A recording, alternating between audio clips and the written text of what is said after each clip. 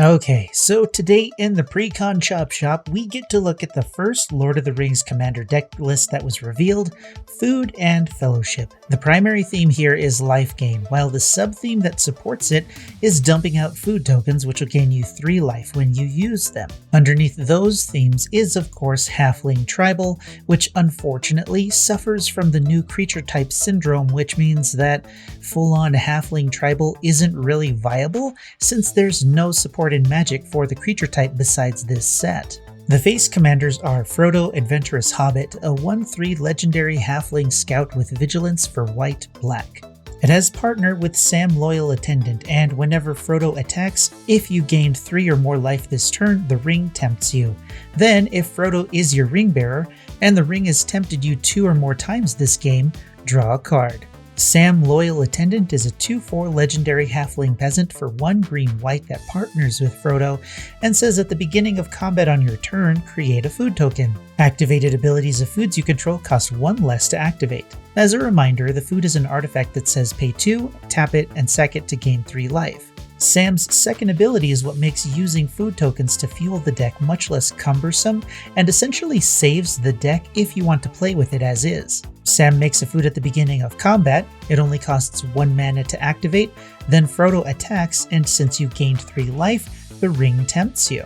Frodo and Sam as commanders for the Food and Fellowship deck work amazingly together, and actually use the food mechanic the way it's meant to be used instead of a convenient artifact token that's never used for its life gain. The support for the Halfling tribe and food strategy outside of this set is really weak, so if you want to build around these commanders, it's definitely a better idea to just buy the Precon and adjust it as you see fit. The next partner commanders are Merry, Warden of Isengard, and Pippin, Warden of Isengard. Merry is a 1/4 legendary halfling advisor for 1 green-white that says whenever 1 or more artifact ETB under your control, create a 1/1 white soldier creature token with lifelink. This ability triggers only once each turn. Pippin is a 2/2 legendary halfling advisor for black-green that says pay 1 and tap him to create a food token. Then you can tap and sacrifice 4 foods. Other creatures you control get +3/+3 and gain haste until end of turn. Activate only as a sorcery. This is a really weak pairing because of the food requirement and its lack of support outside of the command zone. These cards are weak in the Precon and laughable in any other situation. As such, they're going to gather dust in collections after people upgrade the Precon to play or strip it for parts. The third commander for the deck is Bilbo Birthday Celebrant, a 2/3 legendary halfling rogue for white, black, green that says, if you would gain life, you gain that much life +1 instead. Then you can pay 2 white, black, green, tap, and exile Bilbo to search your library for any number of creature cards, put them onto the battlefield, then shuffle. Activate only if you have 111 or more life. Now, the reason you run Bilbo as a commander at all is to see if you can activate the ability, because the amount of life gain cards and protection and board wiping you're going to need to do to get to 111 life is going to leave you with just a handful of creature cards that you'd put onto the battlefield with the ability. Maybe in a creature token strategy where you gain life when creatures ETB, you can reach that life total to achieve it, but by then you may as well have attacked with all of them and demolished your opponents. We're in black, so maybe you can just sacrifice those creature tokens to drain your opponents out. Then again, you could just have access to the Aethernet Reservoir, and you can just laser beam 2 opponents and swing all out at the last one. Bilbo is a meme commander, and as such he's going to be a 50-cent bulk commander that you can keep as a pet deck. After the commanders, we have the legendary creatures in the Precon that can command their own decks or find their way into the 99 of better decks. Treebeard Gracious Host is a 0/5 legendary treefolk with Trample and Ward 2 for 2 green-white that says, when it ETBs, create 2 food tokens. Then, whenever you gain life, put that many 1/1 counters on target halfling or treefolk. So, if you want to build treefolk life gain with a splash of halfling flavor, this is your commander. Since it has Ward and Trample though, simply going Voltron life gain with this could be effective as well, but in a generic Selesnya life gain deck, it will actually be a beast. It's going to be a cheap pickup at under $2, I think. Farmer Cotton is a 1/1 legendary halfling peasant for X green white that says, when it ETBs, create X 1/1 white halfling creature tokens and X food tokens. Very simply, the more mana you have, the stronger this becomes. This is just a very scalable token generator, creating you X creatures and X artifact tokens with whatever mana you have available. As a single, this will see wide range play in those strategies as long as the deck is utilizing cards like Yahira or Cryptolith Rite to supplement the mana generation. Secure the Waste is similar and only about $1, so I expect Farmer Cotton to see an equal price. The Gaffer is more white card draw. It's a 2/3 legendary halfling peasant for 2 and a white that says, at the beginning of each end step, if you gained 3 or more life this turn, draw a card. It will take more work to gain 3 life on your opponent's turns, but white has life-linking cats, vampires, and angels that will all let you gain that life during your turn, getting you that card. In this deck, however, if you can generate enough food tokens, they turn into pay 2, gain 3 life, and draw a card at the end step. The fact that it can happen on each end step makes it great, but gaining 3 life is what makes it tricky to use. This might be pricey if there are more life gain decks than I think there are, since they're all going to want this card.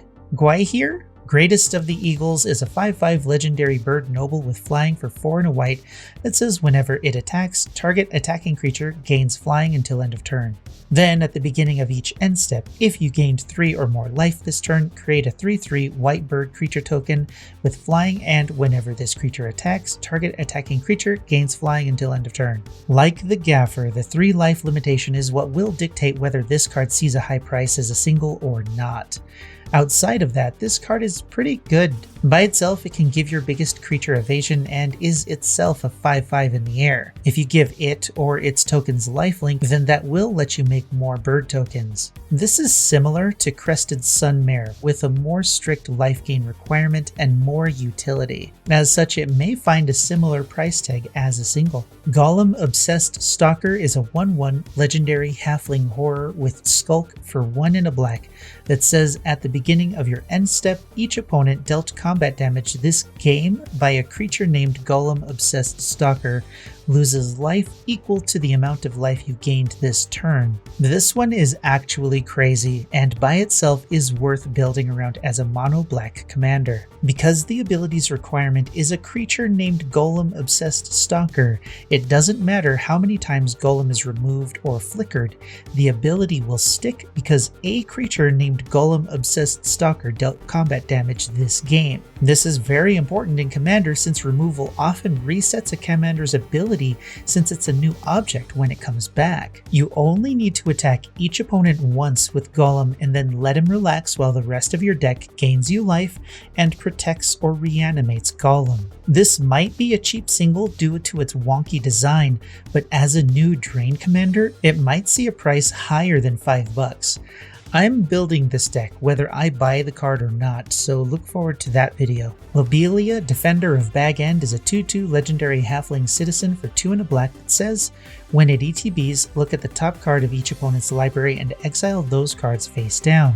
You can then tap and sack an artifact to choose one ability. Until the end of turn, you may play a card exiled with Lobelia without paying its mana cost, or each opponent loses 2 life and you gain 2 life. Since Lobelia doesn't exile more cards past her ETB trigger, at most you can get 4 cards out of her, and that's only if she survives that long, especially if you exile something particularly juicy. This card is slow and weak, so it'll be gathering dust after your Precon is upgraded. Next, we have the new non-legendary cards that can only be found in the Precon. But before we talk about that, if you like what you've seen so far and want to catch more videos like this in the future, why don't you hit that like button and sub to the channel? It'll also help more people who might like the video find it, which will help the channel out at the same time. Thanks. Field-Tested Frying Pan is an equipment for 2 and a white with an equip cost of 2. When it ETBs, create a food token, then create a 1/1 white halfling creature token and attach the frying pan to it. Equipped creature has, whenever you gain life, this creature gets +X until end of turn, where X is the amount of life you gained. I have a feeling that this equipment is going to be slept on in decks that don't focus on life gain. If you have a Lifegain deck like Celestine or Lathiel, this is a definite buy as a single, but aristocrat strategies that utilize more drain effects can benefit from this and then sack the creature with huge power for additional benefit after it attacks. There are also cards that will let you gain life when creatures ETB, like a Johnny's Welcome or Essence Warden, so combining any of those with a creature token strategy could create a very large creature swinging at an opponent. If you have a deck that can use this, it'll probably be a pretty cheap pickup since it requires a bit of setup to get the most out of it. Of Herbs and Stewed Rabbit is a saga for 2 and a white.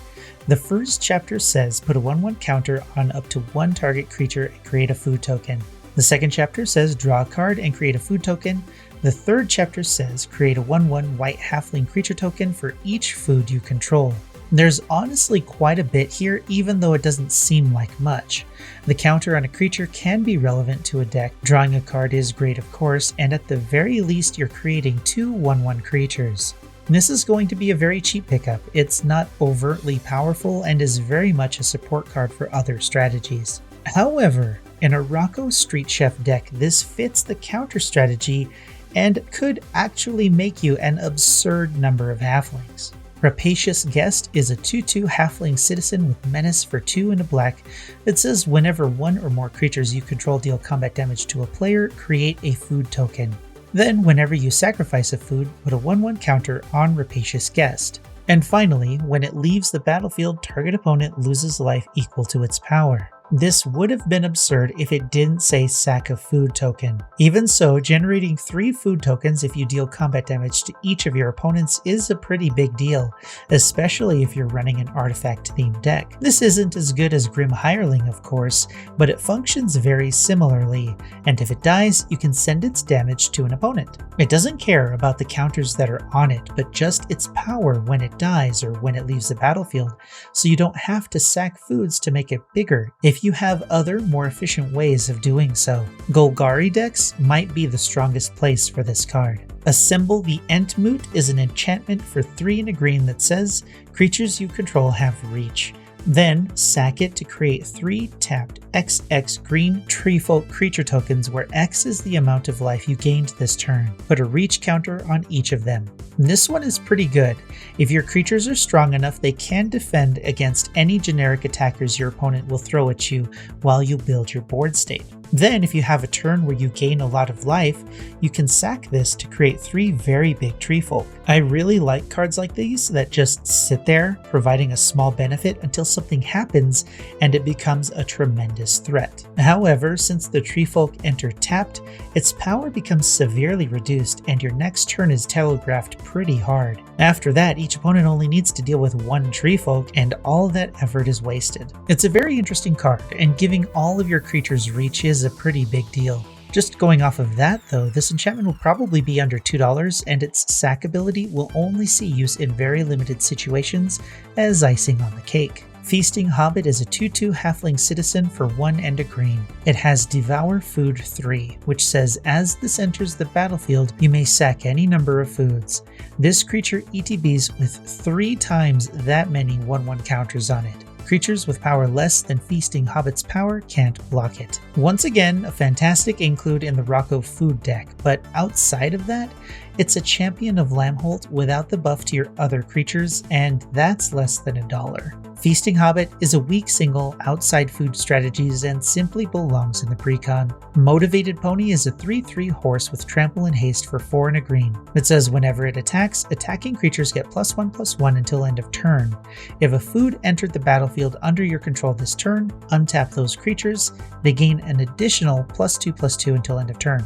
With Frodo and Sam both on the field, Frodo becomes a 4/6 with Vigilance, which is pretty phenomenal. But then again, without that food token, the effect is really weak. This is again a card meant for the Precon and food decks like Rocco, and it will be relegated to the bargain bin of MTG singles. If you really want it, it's not going to be more than $1. Prize Pig is a 0/3 boar for 1 and a green that says whenever you gain life, put that many ribbon counters on it. Then, if there are 3 or more ribbon counters on it, remove those counters and untap it. You can tap it to add 1 mana of any color. This mana dork has some unreasonable hoops to jump through, but is a fine blocker if you need it. But this is a dust collector for sure. Banquet Guests is a 0/0 halfling citizen with trample and affinity for food for X green-white. Affinity for food says this spell costs 1 less to cast for each food you control. So if you have 2 foods, you can declare X as 2, then pay green-white in order to pay as little as possible if you need to. Banquet Guests ETBs with twice X 1/1 counters on it. So that would be 4 counters total in our example. Then you can pay 2, sack of food to give it indestructible until end of turn. However, since Frodo wants you to be gaining life and sacking food tokens to do so, you might not have as many food tokens as you'd like to make this thing a tremendous threat. However, once again, in the Rocco Street Chef deck, this will be a crazy creature to include, especially since it has trample. Niche use, still strong, it won't be more than $2 as a single, but is strangely weaker in the Precon if you're attacking with Frodo every turn like you should be. Hithlane Rope is an artifact for 2 that says it can't be sacrificed. You can pay 1, tap it, search your library for a basic land card, put it onto the battlefield tapped, then shuffle. The player to your right gains control of Hithlane Rope. Or you can pay 2, tap it, and draw a card, and then the player to your right gains control of the rope. If you're not a fan of giving your opponents your own good stuff, avoid this one. I'd really only use it in a Mishra deck, making a construct copy of it to draw or search for a basic, but by then I'd have all of my colors anyway. This is reasonable color fixing in the Precon until you can replace it with something better. Now we move on to the new cards that are in the Precon that can also be found in the actual Lord of the Rings set. Rosie Cotton of South Lane is a 1/1 legendary halfling peasant for 2 and a white that says when she ETBs, create a food token. Then, whenever you create a token, put a 1/1 counter on target creature you control other than Rosie. I want this card for my Rhea deck. Nesting Dovehawk has a similar functionality, and I said the same thing before. If you're making tokens, this one card will make one of them absolutely massive. Thankfully, like Nesting Dovehawk, Rosie is an innocuous threat and will probably see a similarly cheap price tag. Mirkwood Bats should be an auto-include in any aristocrat or token deck as a finisher from now on. It's a common 2/3 flying bat for 3 and a black that says whenever you create or sacrifice a token, each opponent loses 1 life. You can essentially deal 2 damage for each 1 token you create if you can immediately sack it before the bat is removed. Thanks to its inclusion in the Precon, its current $2 to $4 price tag may find itself dropping off quite a bit. But even at that price, it's probably worth a pickup as a single since it will single-handedly win games if it can stick around. And then now we can move on to the notable reprints. Birds of Paradise is a reprint I wasn't expecting. The art is phenomenal and its price is going to reflect that as time goes on. If this is cheap, get it. Essence Warden fits the Lifegain theme of the deck, but it would probably be better with more creature token generation. Anguished Unmaking suits the Lifegain theme as well, and is a phenomenal removal in any deck that can use it with those colors. Sanguine Bond is suitable for the Lifegain theme of the deck, but the art on this version is amazing, and its price, like Birds of Paradise, will reflect that later on. And the biggest surprise for me was Toxic Deluge, a classic black board wipe that uses your life as fuel that currently runs about $15 to $40, depending on the version you get. If this Commander version comes out cheaper as a single from the Precon, absolutely pick it up if it's within your budget. And finally, Sunpetal Grove, Isolated Chapel, and Woodland Cemetery are the priciest lands in the Precon, between $2 and $5 for each, which isn't bad right now and will probably be much cheaper as Precons are taken apart for the other cards. From the Precon exclusive cards, the only single I'd pick up would be Golem Obsessed Stalker. Everything else is too niche or more suitable in decks that I haven't built. Rosie Cotton and Mirkwood Bats will be pretty cheap thanks to their inclusion in this deck, and maybe Birds of Paradise and Toxic Deluge will drop low enough for them to be great budget pickups before they go up in price. I don't think the Precon itself looks cohesive enough to bother upgrading, but what do you think about the Food and Fellowship Precon for the Lord of the Rings set? What singles might you pick up and what decks would you throw them in? please let me know in the comments below. And if I'm wrong about any of the other commanders, let me know. Next time we'll talk about the Riders of Rohan deck and pick it apart in the Chop Shop. But until then, like the video if you liked the video, dislike it if you disliked it, and until next time, I'm Space Coconut, and you're welcome.